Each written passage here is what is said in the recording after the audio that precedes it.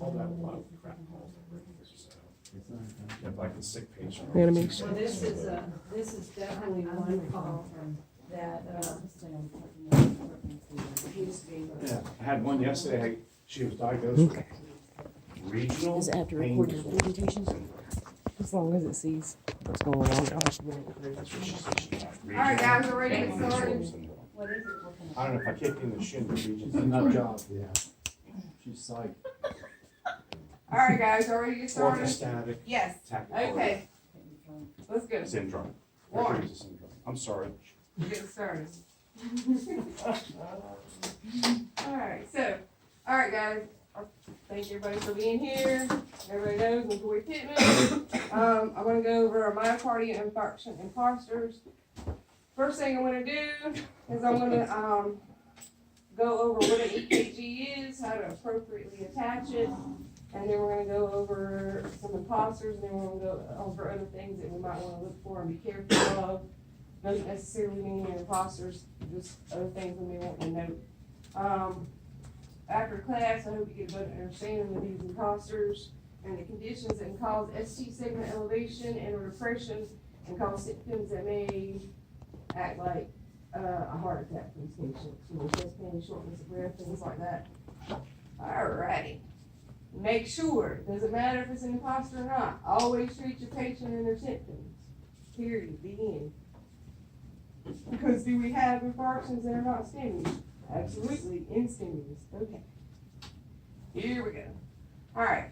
First thing I want to do is define, and it's defined on medicine.net, it's a heart attack MI. Basically, that's it. The term myocardial infarction focuses on the myocardium, which is the heart muscle, and the changes that occur in it due to the sudden deprivation of circulating blood. The main change is necrosis, death of the tissue. The word infarction tells you where it comes from. So, if we're not getting blood circling around and around, what else ain't we getting circling around and around? Oxygen. There you go, you get the ischemia.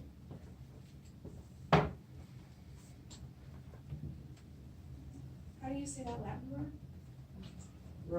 It's a Latin word, you got me on that one. Infarcerius. Plug up or cramp. Alright. You like that?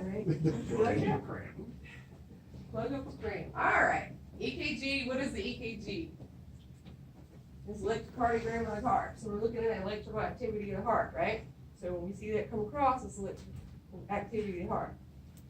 So electrodes are placed, different parts, we'll go over that. So this is how we find out if a person's having a STEMI, an MI, right? So we don't know if it's a non-STEMI, right? Okay, there you go. So always treat patients and their symptoms, right? So we'll be good on that part. So you need to make sure that the leads are properly attached, because what happens if you don't properly attach them? You get wacky readings, right? And you'll be like, what is this? We all done it. We all still do it probably. All right, this is your proper lead patient. Make sure that your limb leads are on the limbs. So, right arm, right leg, left leg. Make sure they're on the correct ones. Don't get the left on the right, the right on the left. What do you do if they have amputations? Put them up here. Is putting them on the abdomen okay? Well, you can if you have to. If it's a necessity. Otherwise, put them up here. Whatever. If they're cut off up to the crotch and there ain't no nubs in it, I guess you have to. I mean, they said to try to keep it below the abdomen. Why? To get your best reading. Okay. It depends on the monitor too. Some Yeah. of the monitor manufacturers actually recommend it higher than lower. Right. So, but that's why they're called limb leads, limbs. Limbs. All right. And then, you got your V leads. V1, fourth intercostal space to the right of the sternum. V2, most of us know how to do this by just our everyday thing. I call it my two eyeballs and my smiley face to the side. Your what? My two eyeballs, V1 and 2, and then I got my smiley face to the side, V3 4, 5, and 6. It's a streaky face. So, make sure that your leads are placed properly, first of all, or you will get a wacky read and you won't know what you're looking at. Alright, so now we're gonna go into what ST elevation is. Everybody know what the ST segment is, where it starts at the J point? Does everybody understand that part? Where it starts at the J point. Alright, so, starts at the J point, goes to the T. This is the elevation, this is your isometric line, you see it's elevated above. Plain simple.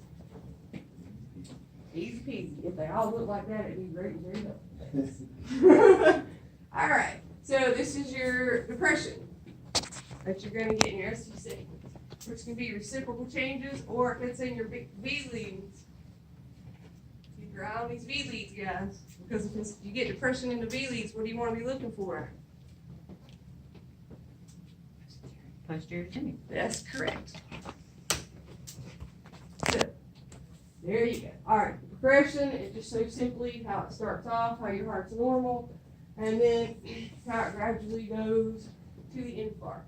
Once it starts dying, how it starts looking and starts rising until it gets to where it's at the infarct stage. So, So Joy, if we happen to catch the STEMI, well, it's not a STEMI with depression, so if we happen to see depression on the 12 lead, do we need to be considering the possibility of it being a STEMI a few minutes down the line? Or depends on where the depression's at. 2, 3, and AVF? You got 2, 3, and AVF, it might be a reciprocal change. It could, you start looking for your other elevation somewhere else. So if we see depression, then we need to consider elevation somewhere else on the 12 leads? Yeah, look for it. If it don't, if it may show up. You may start seeing your depression before you start seeing your elevation. Could be your reciprocal change. Could be past heart attack. Could be lots of things. Again, always treat your patient and their symptoms. You can never go wrong if you treat your patient and that symptom. What if they don't have symptoms? Then you can't treat them, can you? Unless you see that STEMI. Alright, so anybody got any questions on what an MI is, the lead placement, and the elevation and depression? Make sure, always treat your patient and their symptoms. That's gonna be your main thing. Alright, so imposters. Alright, so now we understand all the other stuff and how to attach our leads. We need to discuss some things that can appear with ST elevation and depression to make sure that we do what's right for our patient. But again, always treat the patient and their symptoms. Alright, everybody heard of LVH? Okay, enlargement and thickening are the walls of your heart's main pumping chamber, which is the left ventricle. LVH can develop in response to factors, high blood pressure, or heart conditions that causes LVH to work harder.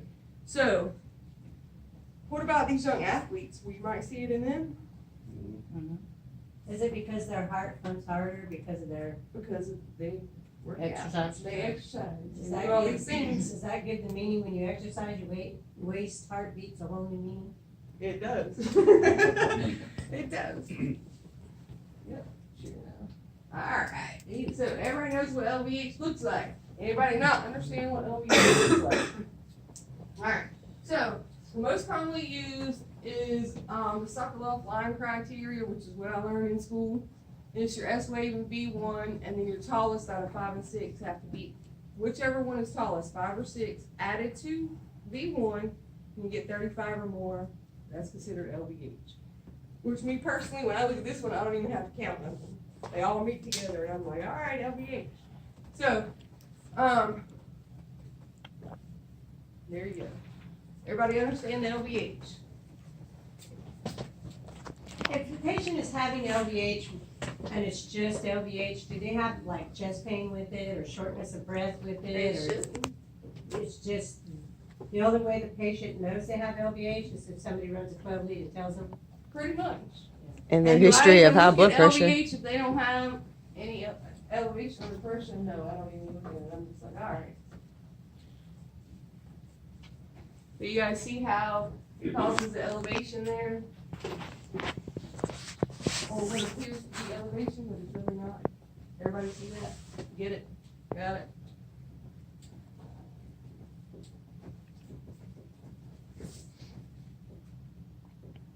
Alright, we're gonna go to left bundle branch block. Alright.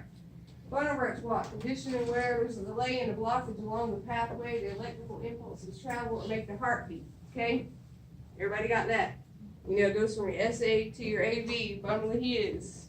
Goes down, you got your left and right bundle branches, or, I can never say it, Kenji fibers. Okay. There we go. Alright. So, your QRS and the left bundle branch block is larger than 120 milliseconds. On our life pack, it's 0.12. It's going, what lead are we gonna see it in, guys? What lead do we look for? V1. There you go. And if it's left, which is my QRS deflection? Which way is my QRS deflection? Down. Okay. Everybody understand why it can cause STEMI imposters? Everybody see the elevation, what appears to be elevation in there? Okay. Pericarditis. Alright, it's inflammation of the pericardium. Pericardium is a sac like that goes around the heart. It protects the heart. It holds it in place. It helps it work. There's a small amount of fluid in there that keeps those layers from rubbing together. That fluid becomes inflamed.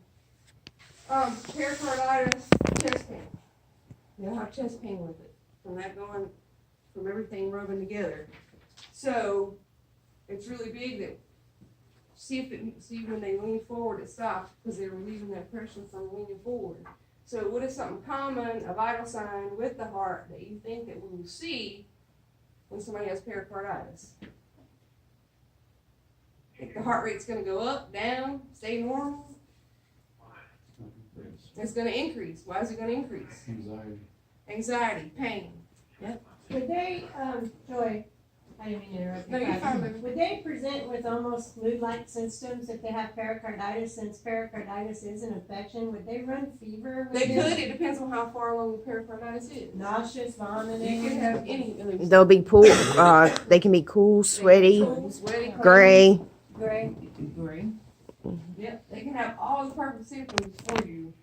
And when you look at the EKG, you might say, wow, they're having a STEMI. Okay, so this is your pericarditis. No, that's a STEMI. Elevation everywhere and a knuckle sign. And you always look, it's widespread concave ST elevation, but your main thing, you're gonna see the ST elevation everywhere. Look for the PR interval, look for depression in that PR interval. Is that what you mean by widespread You're gonna have elevation? elevation. All the leads, you're gonna see what appears to be elevation. You look at this PR segment, you'll start to see some depression in this PR segment. Is that, And your P wave can be inverted. when you talk about your P wave and PR interval and the depression in your PR interval, is that how you're able to determine that it's pericarditis versus a global MI? And if you have a global elevation and you got that PR depression, you got pericarditis. And if you have that patient lean forward and they lose that pain, you're almost dead. Guarantee that's what they got. But again, treat your patient and their symptoms. You can't go wrong. We also got the The knuckle sign and AVR.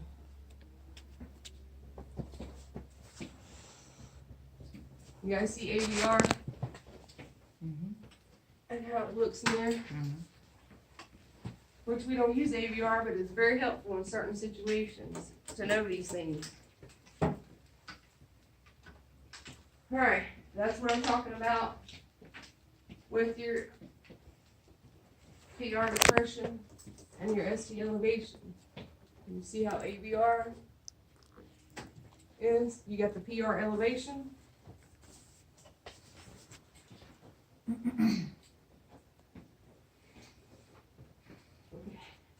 Everybody understand that? All right, get. We're on a roll now. All right. All right.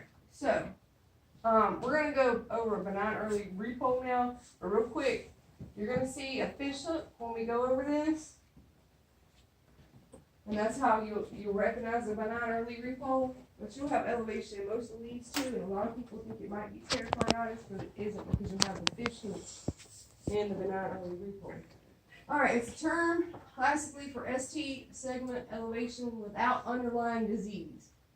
And they're saying it probably has nothing to do with early repolarization at all. It's commonly seen in young men, healthy patients under 50.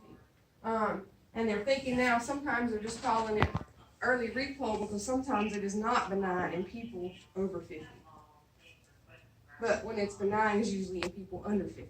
There's no specific age cutoff, but a lot of times in your older patients, it's not going to be as benign. They may find issues, and they're finding that the issues are having to do